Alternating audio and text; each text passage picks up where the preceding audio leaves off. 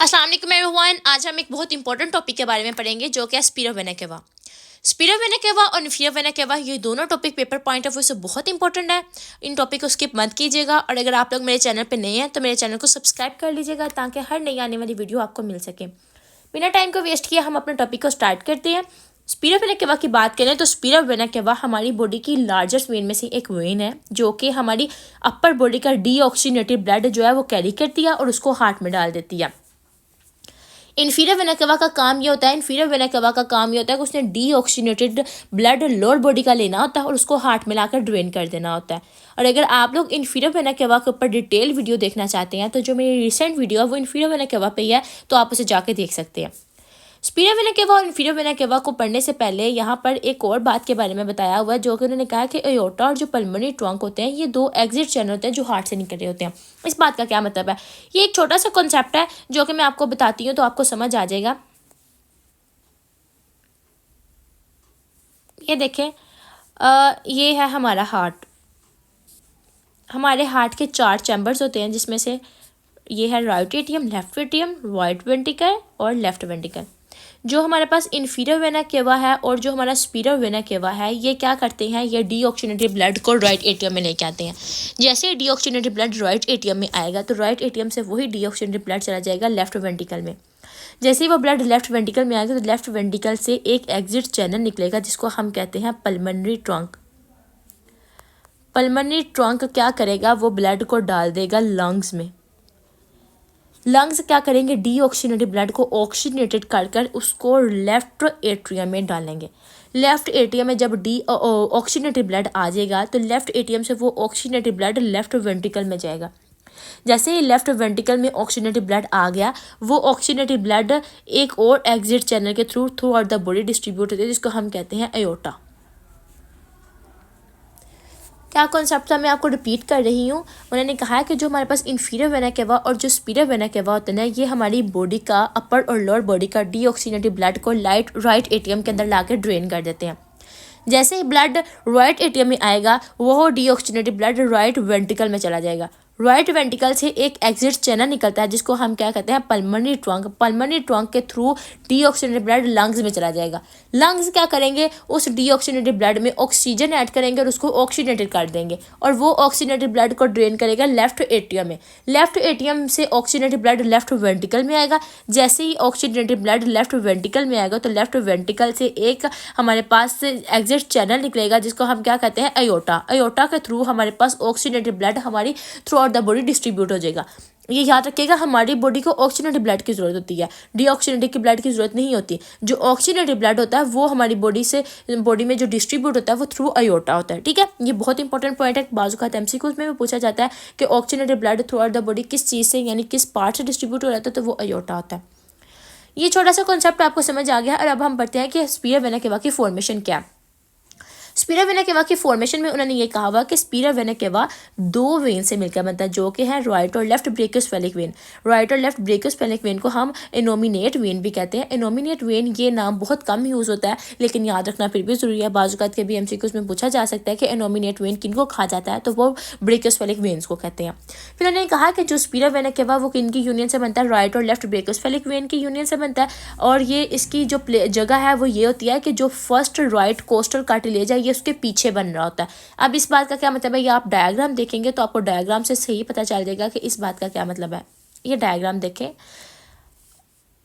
Okay मैं पहले diagram को क्लीन कर दूं।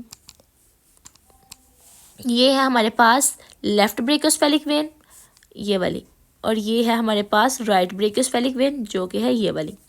राइट और लेफ्ट ब्रेकियोस्फेलिक वेन दोनों मिलेंगी, ये दोनों ने ज्वाइन किया और आगे जाकर ये बना दिया स्पीरो वेना केवा। ठीक है, और ये हमारे पास जो स्पीरो वेना केवा की फॉर्मेशन है उन्होंने कहा कि जो फर्स्ट कोस्टल कार्टिलेज है उसके पीछे हो रही होती है। अब इस बात का क्या मतलब है, इस बात का ये मतलब है कि ये देखें, ये है क्लेविकल, ये क्लेविकल है। क्लेविकल के बिल्कुल नीचे ये है फर्स्ट कोस्टल कार्टिलेज। ये फर्स्ट कोस्टल कार्टिलेज के बिल्कुल पीछे हमारे पास स्पीरो वेना केवा मौजूद होता है। ठीक है, और ये लैंडमार्क बहुत ज़्यादा इंपॉर्टेंट होते हैं एमसीक्यूज पॉइंट ऑफ व्यू से। वो पूछ सकते हैं कि जो स्पीरो वेना केवा उसकी फॉर्मेशन फर्स्ट कोस्टल कार्टिलेज के पीछे हो रही है, सेकंड कोस्टल कार्टिलेज के पीछे हो रही है, थर्ड कोस्टल कार्टिलेज के पीछे हो रही है, तो करेक्ट आंसर क्या है, फर्स्ट कोस्टल कार्टिलेज। ठीक है, फिर उसके बाद उन्होंने हमारे पास ये कहा हुआ है कि हमें पता तो चल गया कि स्पिरा वेना केवा की फॉर्मेशन क्या है। स्पिरा वेना केवा की फॉर्मेशन ये है कि स्पिरा वेना केवा लेफ्ट ब्रेकियोस्फेरिक और राइट ब्रेकियोस्फेरिक दोनों आपस में मिलेंगे स्पिरा वेना केवा बनाने ये। अब राइट ब्रेकियोस्फेरिक और लेफ्ट ब्रेकियोस्फेरिक कैसे बनती हैं? वो भी दो वेन से मिलके बनती है, जो कि है एक इंटरनल जुगुलर वेन और एक सबक्लेवियन वेन। मतलब कि इंटरनल जुगुलर और सबक्लेवियन ये दोनों सबसे पहले आपस में मिलेंगी, वो हमारे पास ब्रेकियोस्फेरिक में कन्वर्ट होंगी। ब्रेकियोस्फेरिक लेफ्ट और राइट साइड की मिलेंगी और स्पिरा वेना केवा बना देंगी। जैसे देखें, ये हमारे पास इंटरनल जुगुलर राइट साइड की आ गई, ये हमारे पास सबक्लेवियन राइट साइड की आ गई, और ये इन्होंने दोनों ने मिलकर बना दी राइट साइड की ब्रेकियोस्फेरिक। अब ये लेफ्ट साइड की इंटरनल जुगुलर आ गई और ये लेफ्ट साइड की सबक्लेवियन आ गई, इन दोनों ने मिलकर बना दी लेफ्ट साइड की ब्रेकियोस्फेरिक। अब राइट साइड की और लेफ्ट साइड की ब्रेकियोस्फेरिक दोनों आपस में मिली है और इन्होंने आगे बना दिया स्पिरा वेना केवा। लगी समझ? आई होप कि आपको ये कॉन्सेप्ट समझ आ गया होगा। आगे हम नेक्स्ट चलते हैं। नेक्स्ट उन्होंने कहा कोर्स भी बिल्कुल इसी तरह ही है जो मैंने आपको ऊपर कॉन्सेप्ट बता दिया फॉर्मेशन का कॉन्सेप्ट याद करने के बाद आप अगर कोर्स को पढ़ेंगे तो आपको कोर्स की समझ आ जाएगी कि कोर्स में क्या लिखा हुआ है। अगर रिलेशन, एनाटमी में रिलेशन बहुत ज़्यादा इंपॉर्टेंट होते हैं और रिलेशन का कोई ऐसा कॉन्सेप्ट भी नहीं होता है कि इनको हम किस कॉन्सेप्ट से याद रखें। एनाटमी मैक्सिमम रट्टा ही है, तो आपको रिलेशन को रट्टा ही लगाना पड़ता है। बस थोड़े बहुत होते हैं कि जिनको हम समझ सकते हैं, जिनको हम याद रख सकते हैं। वो ये है कि देखिए, अब रिलेशन के अंदर जैसे मैंने आपको पहले बताया कि जो हमारे पास स्पीरियर वेना केवा है, मैंने आपको बताया था ना ऊपर के स्पीरियर वेना केवा जो हमारे पास कोस्टल कार्टिलेज है, कोस्टल कार्टिलेज के पोस्टीरियर साइड पे प्रेजेंट होती है। ऐसी बात है ना, तो अगर रिलेशन आ जाए कि स्पीरियर वेना केवा के इंटीरियर रिलेशन क्या है, तो इंटीरियर रिलेशन में आप लिख सकते हैं ना कि कोस्टल कार्टिलेज, मतलब कि कोस्टल कार्टिलेज उसके इंटीरियरली प्रेजेंट होता है। अगर superior vena cava costal cartilage के पोस्टीरियरली है तो उसके रिलेशन इंटीरियरली में क्या आएगा कि कोस्टल कार्टिलेज आ जाएगा। ठीक है, चेस्ट वॉल आ सकती है, चेस्ट वॉल उसके इंटीरियर रिलेशन में है, कोस्टल कार्टिलेज उसके इंटीरियर रिलेशन में है, लंग्स और प्लूरा वगैरह उसके इंटीरियर रिलेशन में है। ठीक है, और उसके बाद स्पीरियर वेना केवा के पोस्टीरियर रिलेशन के अंदर ट्रेकिया आ जाता है, राइट वेगस आ जाती है और root of the right lung आ जाता है। इसका कोई कॉन्सेप्ट नहीं है कि जिस कॉन्सेप्ट से आप याद रख सके। आपको इन चीज़ों का जो रिलेशन होते हैं इनको रट्टा ही लगाना पड़ता है। ठीक है, तो रट्टे से ही ये चीज़ें याद होती हैं और इनसे और किसी तरह नहीं याद होती हैं। रिलेशन वैसे भी MCQs में बहुत कम आते हैं, लेकिन कभी कभी पूछे भी जाते हैं कि स्पीरियर वेना केवा के मीडियल साइड पे क्या, स्पीरियर वेना केवा के लेटर साइड पे कहा है। तो एक एक दो जो मेन रिलेशन है ना, आप उसको याद रख लेंगे तो वो काफ़ी होगा। ठीक है, अच्छा, अब हमारे पास जो अगला टॉपिक है वो है कि टेरिब्यूटरीज दो मेजर वेन्स होती हैं जो स्पीरियर वेना केवा में आकर ड्रेन करती हैं। उसके अंदर एक आ जाती है अजाइगस वेन और एक आ जाती है स्मॉल मीडियस्टर और पेरिकार्डियल वेन्स। ये वाली वेन्स क्या करती हैं, ये ब्लड को लाकर स्पीरियर वेना केवा में ड्रेन कर देती हैं। ठीक है, ये इसकी क्या टेरिब्यूटरीज के अंदर आ जाएगा। ये छोटा सा था स्पीरियर वेना केवा का छोटा सा टॉपिक था कि हमें अगर लॉन्ग क्वेश्चन भी आ जाए इसमें पेपर में तो आप क्या लिखते हैं। सबसे पहले आप बताइएगा कि स्पीरियर वेना केवा है क्या, उसकी फॉर्मेशन कैसे होती है, उसका कोर्स क्या, उसकी छोटी सी आप डायग्राम बनाइएगा, उसके रिलेशन बताइएगा और उसकी टेरिब्यूटरीज बताइएगा। क्लिनिकल एनाटमी क्या, clinical anatomy superior vena cava की बहुत इंपॉर्टेंट है। क्लिनिकल एनाटमी में उन्होंने हमारे पास ये कहा हुआ है कि जो स्पीरियर वेना केवा है अगर इसकी ऑब्स्ट्रक्शन हो जाए, ऑब्स्ट्रक्शन के भी दो लेवल हैं। मैं आपको ये बताती हूँ, ये कॉन्सेप्ट समझें। पहले डायग्राम देखें,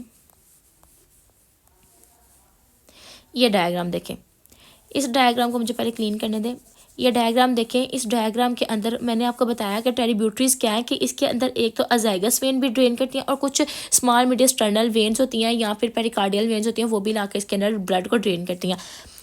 इसकी क्लिनिकल एनाटमी के अंदर उन्होंने दो बातें बताई हैं। उन्होंने कहा कि अगर स्पीरियर वेना केवा की ऑब्स्ट्रक्शन अबव द अजाइगस वेन हो जाए, माने कि अजाइगस वेन ये थी, ये अजाइगस वेन के ड्रेन होने से ऊपर ऑब्स्ट्रक्शन हो गई है। अगर स्पीरियर वेना केवा की ऑब्स्ट्रक्शन अजाइगस वेन्स के ऊपर हो गई, यानी अबव द अजाइगस वेन हो गई है, तो हमारे पास क्या होगा, ब्लड यहाँ से आएगा, लेकिन यहाँ पे ब्लॉकेज है, अब ये आगे नहीं जा पाता। तो क्या करेगा, हमारे पास ब्लड जो है ये अल्टरनेट यानी कोलेटरल रूट को फॉलो करेगा, मतलब कि कम्युनिकेटिंग वेन का सहारा लेगा, मतलब कि कोई दूसरे रूट को फॉलो करेगा और दूसरे रूट के थ्रू अजाइगस वेन के अंदर आएगा और अजाइगस वेन के थ्रू स्पीरियर वेना केवा के अंदर जाकर ड्रेन हो जाएगा। ये उन्होंने बताया हुआ कि अगर ऑब्स्ट्रक्शन जो है अबव द अजाइगस वेन आई हुई है, और अगर उन्होंने कहा हुआ है कि ऑब्स्ट्रक्शन जो है वो बिलो द अजाइगस वेन आई है, मतलब कि अजाइगस वेन के बिल्कुल नीचे आई है, तो अब इसका क्या मतलब है, अब इसमें क्या करेगा। इस केस के अंदर ये है कि जब हमारे पास ऑब्स्ट्रक्शन अजाइगस वेन के बिल्कुल नीचे लेवल पे आ जाएगी, तो अब हमारे पास स्पीरियर वेना केवा से ब्लड हार्ट में जो है कैसे जाएगा,